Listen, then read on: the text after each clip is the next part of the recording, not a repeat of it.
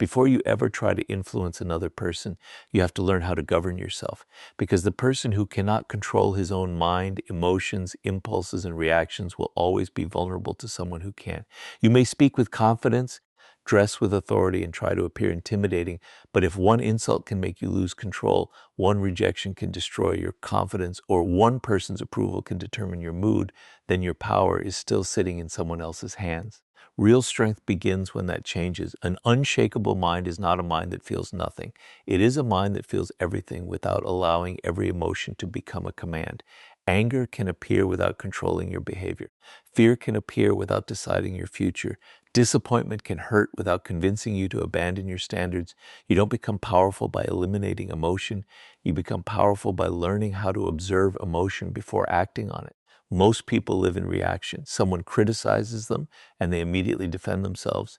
Someone disrespects them and they immediately retaliate. Someone ignores them and they immediately chase. Someone challenges their identity and they spend hours trying to prove themselves. That is not strength. That is emotional dependence. Imagine what happens when you create a pause between what happens and what you do next. Someone says something designed to provoke you. Instead of immediately responding, you stop. You breathe, you listen to what was actually said. You ask yourself whether a response is even necessary. That small pause creates freedom. Now you are choosing instead of reacting. This is the beginning of self-command.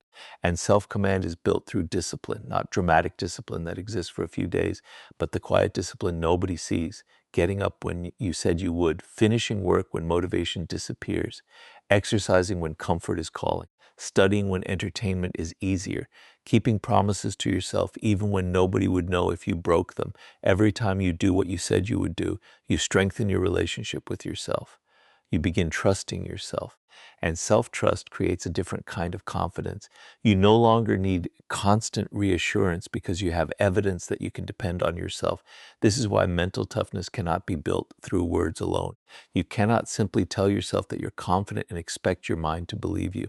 Confidence becomes real through repeated experiences of overcoming discomfort. You face something difficult, you survive it, you learn from it, then you face something harder.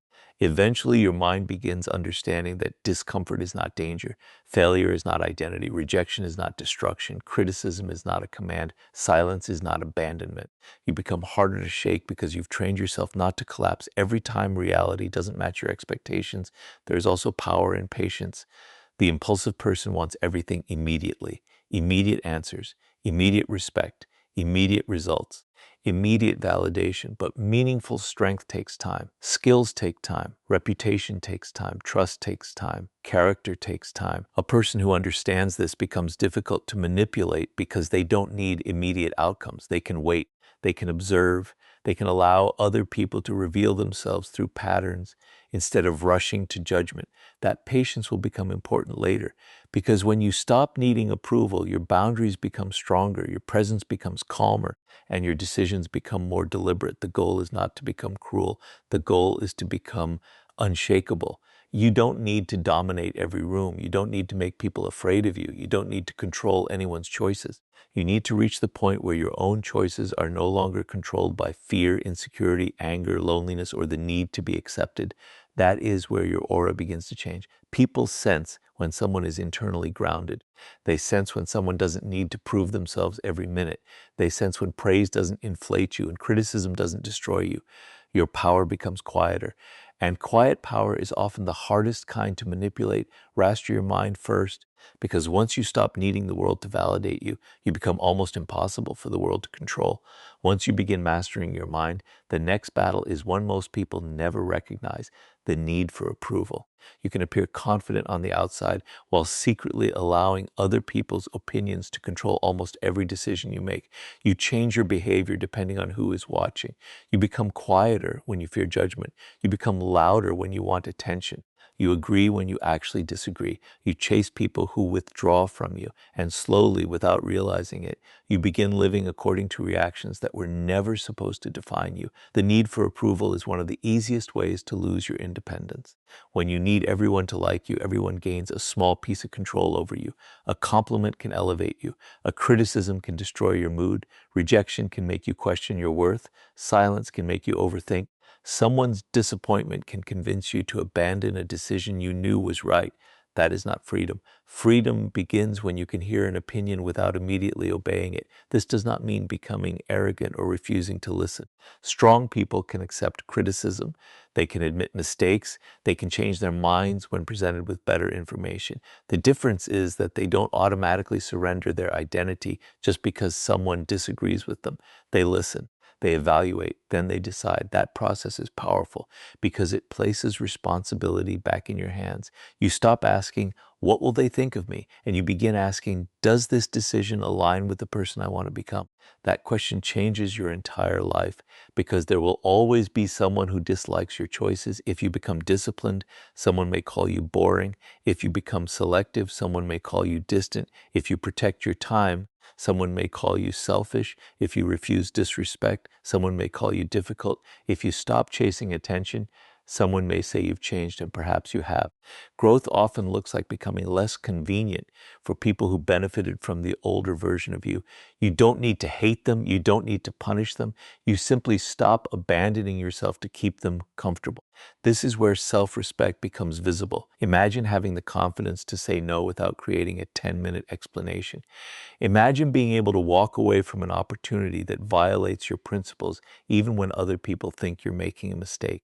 Imagine being rejected and still waking up the next morning with the same goals, the same discipline, and the same sense of purpose. That is emotional independence. And emotional independence changes the way people experience you. When someone realizes you don't desperately need their approval, they can no longer control you through approval and withdrawal. They cannot easily manipulate you by giving attention and taking it away.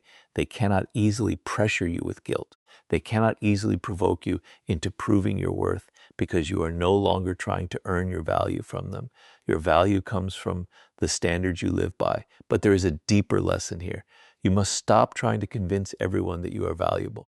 The more you desperately prove your importance, the more you communicate insecurity. Think about someone constantly telling others how successful they are. Eventually, people stop listening. Now compare that with someone who quietly produces results. They don't announce every achievement. They don't need applause for every decision. Their work speaks. Their consistency speaks. Their character speaks. That person creates curiosity because they aren't constantly asking the world to confirm their importance. This is the kind of confidence you want, not the confidence that says, I'm better than everyone. The confidence that says, I know who I am, and I don't need to perform for your approval. Once you reach that point, rejection becomes information rather than destruction. Criticism becomes something you can evaluate rather than something you must fear. Disagreement becomes normal rather than threatening. And solitude becomes peaceful rather than terrifying. That is when your presence starts changing. You become more selective, more deliberate, more difficult to manipulate. And the next step is learning how to protect that independence through boundaries that are calm, clear, and consistently enforced. Once you stop depending on approval, something important happens. You become capable of setting boundaries without fear. You no longer need everyone to be happy with your decisions, so you can finally decide what deserves access to your time, attention, energy, and trust. A boundary is not an act of aggression. It is a declaration of standards. It says, this is what I accept, and this is what I will step away from. Many people believe boundaries require anger. They think they have to become cold, loud, or threatening before anyone will take them seriously. But the opposite is often more powerful. Calm boundaries communicate self-control. When someone crosses a line, you don't need to create a dramatic confrontation. You don't need to insult them back. You don't need to prove that you are stronger. You simply change your behavior. That is where consequences become more meaningful than threats. If someone repeatedly disrespects your time, you become less available. If someone repeatedly lies, you reduce the level of trust you give them. If someone repeatedly creates unnecessary conflict, you create distance. If someone continually ignores your standards, you stop giving them the same level of access. You don't have to punish them. You simply stop rewarding behavior that violates your values. This distinction matters because threats often create temporary fear, but consistency creates understanding. Anyone can say, "Don't disrespect me." The stronger statement is quietly demonstrating, when disrespect happens, I remove myself from the situation. Your behavior makes the boundary real, but boundaries only work when you enforce them consistently. Imagine telling someone that you don't tolerate being spoken to disrespectfully, then continuing a long argument every time they do it. Eventually, your words lose credibility. People learn from patterns. If you repeatedly tolerate something, they assume it is acceptable. If you repeatedly enforce a standard, they eventually understand that the standard is real. This doesn't mean becoming rigid. Healthy boundaries still allow room for mistakes. People misunderstand each other. People have bad days. People sometimes say things they regret. The important question is whether the behavior becomes a pattern. One mistake can be addressed. A repeated pattern requires a different response. This is why observation is so important. Don't establish boundaries based on one emotional moment. Watch behavior over time. Does this person respect your no? Do they take responsibility when they hurt someone? Do they apologize without immediately blaming you? Do they change their behavior after you communicate a concern? Or do they repeatedly test the same boundary to see whether you will eventually surrender? Patterns reveal character, and when you start observing patterns instead of reacting to isolated moments, your decisions become much wiser. You also begin understanding that you don't owe everyone the same level of access. Trust should have levels, so should attention, so should vulnerability. Someone you just met doesn't automatically deserve the same access as someone who has consistently demonstrated loyalty and respect. This isn't about treating people badly, it's about allowing trust to develop naturally. Too much access too quickly can create problems because people receive privileges they haven't earned. Let people demonstrate who they are. Give trust gradually, give responsibility gradually, give deeper access gradually, and watch what they do with it. If they handle it responsibly, the relationship can grow. If they misuse it, you have learned something valuable without sacrificing your entire emotional world. Another powerful boundary is your relationship with your own time. You don't need to answer every message immediately. You don't need to accept every invitation. You don't need to participate in every argument. You don't need to explain every decision. Your time belongs to you. And when you begin treating your time as valuable, other people often begin recognizing its value too. But don't use boundaries as a weapon. Don't create rules simply to make people anxious. Don't withdraw affection just to control someone's behavior. That isn't strength, that's manipulation. Real strength means you protect yourself without trying to dominate someone else. You remain respectful while remaining firm. You can say no without hatred. You can walk away without revenge. You can create distance without needing the other person to suffer. That is what makes your boundaries powerful. They aren't driven by anger, they're driven by self-respect. And when people realize your standards are calm, consistent, and non-negotiable, your presence begins carrying a different kind of weight. You no longer need to threaten respect into existence. Your behavior teaches people exactly what access to you requires. And once your boundaries are established, the next step is to develop a presence so composed and deliberate that your authority is felt before you even speak. Once you have built an unshakable mind, released your dependence on approval, and learned to protect your boundaries, something begins to change in the way you enter a room. You no longer need to announce yourself. Your presence begins speaking before your words do. This is the difference between trying to appear powerful and actually becoming composed. Many people think presence comes from being loud. They speak over others, dominate conversations, exaggerate their achievements, or constantly demand attention because they believe visibility equals authority. But attention and authority are not the same thing. A person can be the loudest person in the room and still be the least respected. True presence is quieter. It comes from control. Watch someone who is genuinely comfortable with themselves. Their movements aren't frantic. Their posture isn't forced. Their eyes don't constantly search for approval. They don't rush to fill every silence. They don't react dramatically when attention moves somewhere else. They are simply present. That calmness communicates something powerful. It says, I don't need to compete for space. And people notice your posture is one of the first signals you send. You don't need to stand like a statue or imitate some exaggerated version of confidence. Simply become aware of how your body behaves when you're nervous. Do you shrink? Do your shoulders collapse? Do you constantly move your hands? Do you avoid eye contact? Do you speak faster? Do you look at your phone whenever silence appears? You don't need to eliminate every nervous habit overnight. Instead, slow yourself down. Take your time, breathe before speaking, maintain comfortable eye contact, let your movements become deliberate. When your body becomes calmer, your mind often follows. Your voice matters too. You don't need to make your voice artificially deep or aggressive. Instead, focus on clarity, speak at a pace that allows your words to land. Don't rush because you're afraid someone will lose interest. Don't add unnecessary explanations because you're afraid you weren't understood. Say what you mean, then allow silence to exist. Silence is one of the most misunderstood tools in communication. Insecure people often fear silence because they believe they must constantly entertain or prove themselves, but silence can communicate comfort. When you can sit through a quiet moment without becoming anxious, you demonstrate that you don't need constant stimulation or approval. You also become a better listener. And listening creates another form of presence. When someone speaks, don't immediately prepare your response. Actually listen. Notice their words, notice their tone, notice the emotional meaning behind what they're saying. Give them enough attention that they feel heard. That doesn't mean pretending to agree with everything.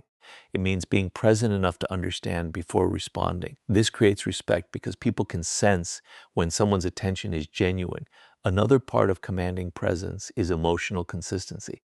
If you're calm when everything goes your way but become completely unstable when challenged, people will notice your real presence is revealed under pressure. Anyone can look confident when they're comfortable. The deeper test comes when someone disagrees with you. Can you remain respectful? Can you hold your position without becoming defensive? Can you hear criticism without immediately attacking the person delivering it? Can you leave an argument without needing the final word? These behaviors demonstrate strength far more effectively than aggression. You don't need to make people uncomfortable to make yourself powerful. You need to become comfortable with yourself. That distinction is crucial. Intimidation creates tension. Composure creates authority.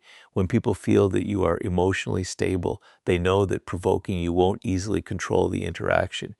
You become difficult to push around because you aren't constantly reacting, and your presence becomes stronger because your words are supported by your behavior. If you say no, your body doesn't apologize for it. If you disagree, your voice doesn't collapse. If someone challenges you, your emotional state doesn't immediately change. You remain grounded. This is what it means to forge an aura, not a supernatural aura, not a performance, a psychological impression created by repeated signals of self-control, confidence, competence, and consistency. People begin forming expectations around you. They expect you to remain composed. They expect you to mean what you say. They expect your boundaries to be real. They expect your attention to have purpose. And that expectation becomes part of your reputation. But presence alone isn't enough. A calm person without competence may be pleasant, but they won't necessarily become influential. To create lasting authority, your presence must be supported by real ability. That is why the next step is to become so competent, reliable, and valuable that your influence no longer depends on force.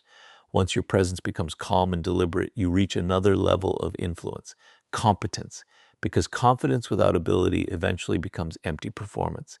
You can speak with certainty, carry yourself with authority, and maintain strong boundaries. But if you cannot produce results, solve problems, or contribute something meaningful, people eventually see through the image. Real influence becomes much stronger when it is backed by genuine value. This is why you should stop trying to look powerful and start becoming useful. Develop skills that are difficult to replace. Learn something deeply instead of learning everything superficially. Become the person people trust when something important needs to be done.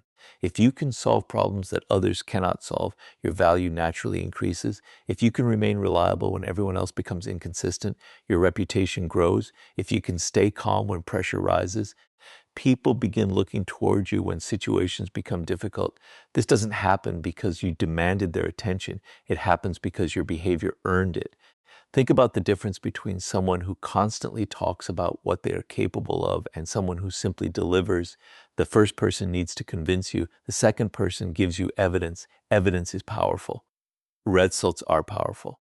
Consistency is powerful. You don't have to tell people you're disciplined when they repeatedly see you doing what needs to be done. You don't have to tell people you're trustworthy when your word consistently matches your actions. You don't have to tell people you're intelligent when your decisions repeatedly demonstrate good judgment. Your actions become your reputation, and reputation becomes a form of influence. But competence isn't only about professional skills. It also includes emotional competence. Can you handle difficult conversations without losing control? Can you admit when you're wrong? Can you take responsibility without searching for someone else to blame? Can you remain respectful toward people who disagree with you? Can you make decisions when the answer isn't obvious? These abilities are rare because they require self-awareness. A person who can manage themselves while solving problems for others becomes extremely valuable. They don't need to dominate. People naturally listen because their judgment has proven useful. This is where many people misunderstand the idea of becoming rare. Being rare doesn't mean acting mysterious. It means developing qualities that most people aren't willing to develop. Patience is rare. Consistency is rare. Integrity is rare. Deep expertise is rare. Emotional stability is rare. The ability to keep your word when circumstances become inconvenient is rare. The willingness to continue improving after success is rare. These qualities compound. One disciplined action may not change your life. One skill may not transform your reputation. One moment of emotional control may not make you influential, but repeated over years, these behaviors create an identity. Eventually, people don't simply think this person is good at something. They think this person can be trusted. That is much more powerful. Trust creates opportunities. Trust creates responsibility. Trust creates influence. When people trust your judgment, you don't need to force them to listen. They listen because they know your words are supported by experience. This is why your focus should be on building substance rather than chasing status. Audacity can disappear. Attention can disappear. Popularity can disappear. But competence travels with you. If you lose your position, your skills remain. If people stop praising you, your knowledge remains. If someone rejects you, your character remains. If circumstances change, your ability to adapt remains. That is real value. It gives you internal stability because your identity isn't attached to one external achievement. And this also changes how you approach competition. You don't need to constantly prove that you're better than someone else. Compete with your previous limitations. Become stronger than yesterday. Become more knowledgeable than last year. Become more disciplined than the person you used to be. That creates a healthier form of ambition. You're not trying to dominate people. You're trying to master yourself. And paradoxically, that often makes your influence stronger. People respect those who are excellent without needing to humiliate others. They trust those who can demonstrate competence without arrogance. They remember those whose presence makes situations better. So build something real, become useful, become dependable, become excellent. Develop skills that cannot be easily copied. Let your results speak louder than your claims. Because when your competence becomes undeniable, you no longer need to force influence. Your value creates it naturally. And once you understand that, the final lesson becomes clear. Know when to engage, know when to remain silent, and know when to walk away without losing your dignity. After you have built inner strength, released your need for approval, established boundaries, developed a commanding presence, and built genuine competence, there's one final skill that brings everything together: strategic detachment. This is the ability to care without becoming desperate, to engage without becoming dependent, and to walk away without needing revenge. Most people lose their power because they become emotionally attached to outcomes. They need someone to respect them. They need someone to choose them. They need someone to understand them. They need someone to agree with them. And when reality doesn't match those expectations, they begin chasing. They explain more. They argue more. They demand more. They give more. They become increasingly emotional because they believe that if they just try harder, they can control the outcome. But some outcomes cannot be forced. Some people will misunderstand you. Some people will reject you. Some people will never appreciate what you bring. And some situations simply aren't worth your energy. Strategic detachment begins when you accept this. It doesn't mean becoming cold or careless. It means refusing to sacrifice your peace, trying to control something that isn't yours to control. You can influence people, you can communicate clearly, you can set standards, you can demonstrate value, but you cannot control another person's mind. And the moment you accept that, you become much harder to manipulate. Someone can disagree with you without destroying your confidence. Someone can walk away without destroying your identity. Someone can criticize you without forcing you into a defensive performance. You can simply observe the situation and decide what deserves your attention.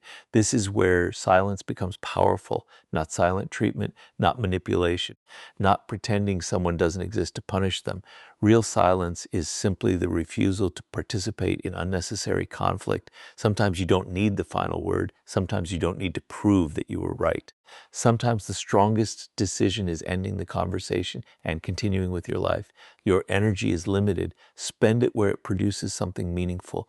Another part of strategic detachment is learning when to leave. Leaving doesn't always mean ending a relationship. Sometimes it means leaving an argument, leaving an unhealthy environment, leaving an opportunity that violates your values, leaving a conversation that has become disrespectful, leaving behind an old habit, leaving behind the version of yourself that constantly needed approval. Walking away can feel difficult because the ego wants closure. It wants the other person to understand what they did. It wants them to regret losing you. It wants them to admit that you were right, but you don't always need that. Sometimes closure is simply deciding that you will not repeat the same experience. You learn, you adjust, you move forward. That is enough. There's also tremendous strength in not announcing your departure. You don't need to threaten people with what you're going to do. You don't need to say one day you'll realize what you lost. You don't need to create a dramatic ending. If a situation no longer aligns with your standards, you can simply reduce your involvement. Your actions communicate the decision. This protects your dignity because you aren't turning your departure into a performance. And once you become comfortable walking away, your behavior changes everywhere else. You stop negotiating against yourself. You stop accepting poor treatment simply because you're afraid of losing someone. You stop taking opportunities that conflict with your principles just because you're afraid another opportunity won't appear. You stop remaining in environments that drain you because you're terrified of starting again. You begin trusting yourself. You understand that losing access to something isn't always losing value. Sometimes losing something creates space for something better. But strategic detachment must never become an excuse for arrogance. You don't walk away because you think everyone is beneath you. You walk away when participation repeatedly violates your values or damages your peace. You remain capable of kindness. You remain capable of forgiveness. You remain capable of empathy. You simply stop confusing empathy with self-abandonment. That is the final form of strength. You can care deeply without losing yourself. You can love without becoming dependent. You can communicate without begging. You can lead without controlling. You can influence without manipulating. And you can walk away without revenge. At that point, the aura you were trying to forge is no longer something you perform. It becomes the natural result of who you've become. People feel your discipline. They notice your calmness. They recognize your standards. They see your competence, and they understand that your attention, trust, and presence cannot be taken for granted. You don't need to bend people to your will. You become strong enough to govern your own will, and that is a power far greater than controlling anyone else. Master yourself so completely that you no longer need to control others.